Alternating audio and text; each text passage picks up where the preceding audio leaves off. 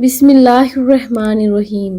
زینب T V کی طرف سے میں آپ لوگوں کے ساتھ رسول اللہ صلی اللہ علیہ وآلہ وسلم کا بہت ہی پیارا فرمان شیئر کرنے جا رہی ہوں کہ بوڑھے والدین یعنی گھر میں جنت۔